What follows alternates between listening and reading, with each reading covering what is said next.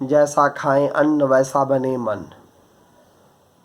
अगर आप अनीति से उपार्जित धन को अपने घर में लाते हैं और उसके द्वारा आप जो भोजन करते हैं तो उससे बहुत प्रकार की बीमारियां उत्पन्न होती हैं।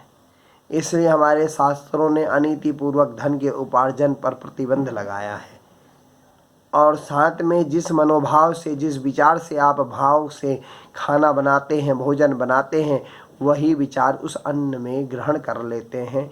इसलिए अन्न ग्रहण करने से पूर्व 3 बार गायत्री मंत्र, नहीं तो ओम ब्रह्म अर्पणम ब्रह्म हविर ब्रह्म अग्नौ ब्रह्मणाहुतम ब्रह्ममेव तेन गंतव्यम ब्रह्म कर्म समाधिना। ओम सहना भवतु सहनौ भुनक्तु सह वीर्यं करवावहे तेजस्विनावधीतमस्तु मा विद्विषावहे। ओम शांति शांति शांति।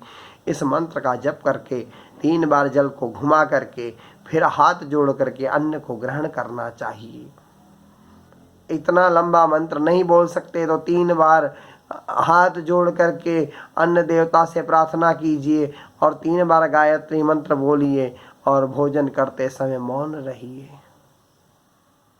खाना खाते समय जितना अधिक मौन रहेंगे, शांत चित्त रहेंगे और उसको प्रसाद समझ के खाइए, खिन्न भाव में, क्रोध भाव में और इस भाव में हैं तो उस समय अन्न ग्रहण नहीं करें। क्योंकि आप क्रोध में अन्न खा रहे हैं तो उस अन्न, वो भी अन्न शरीर में जा रहा है और क्रोध रूपी रसायन आपके अंदर बन रहा है।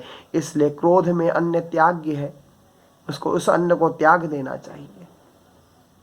इसलिए शोक के समय भी अन्न को त्यागा जाता है क्योंकि हमारी मनस्थिति शोक की होती है, दुख की होती है और उस समय अन्न ग्रहण करते हैं तो उस प्रकार का भाव हमारा बना रहता है।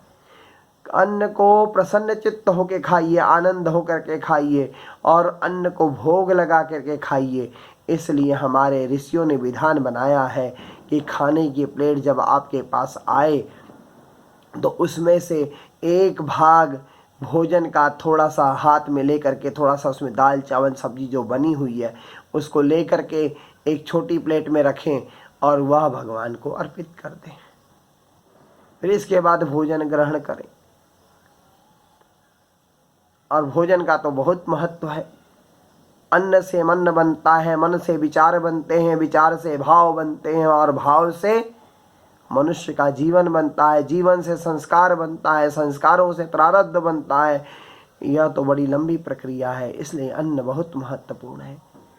रसोई घर में जूता चप्पल पहन करके भोजन नहीं बनाना चाहिए। भोजन को बिल्कुल शुद्ध उससे बनाना चाहिए। ऋतु के कारण नहीं स्नान कर सकते तो रात्रि के जो ड्रेस पहने हैं उसको उतार दें या हाथ मुंह धुल करके अन्नपूर्णा माँ को प्रणाम करके भोजन बनाएं। और भोजन बनाते समय राम नाम का जप करें, गायत्री मंत्र का जप करें, भगवान के सहस्त्र नाम का जप करें और भाव से यज्ञ भाव से भोजन बनाएं। आपके घर के सारे दुख दोष कलेश समाप्त नहीं हो जाएं तो मुझे कहना। गायत्री मंत्र बोलते हुए भोजन बनाएं। इस भोजन का बहुत प्रभाव पड़ता है। इसलिए अन्न की शुद्धता को ध्यान रखें। अन्न की शुद्धता को ध्यान रखते हुए भोजन बनाएं और इस भोजन को खाने वाले प्रसाद के रूप में समझ करके खाएं और प्रसन्न होकर के, आनंद चित्त होकर के भोजन करें। यही इस आनंद का जो आपको आनंद मिलेगा, उससे जो आपका शरीर मन विचार भाव बनेंगे वो बड़े उत्तम बनेंगे, उत्तम से उत्तम बनेंगे। इसलिए अन्न को भगवान का प्रसाद समझ कर ही ग्रहण करें। ओम शांति शांति शांति समाप्ति।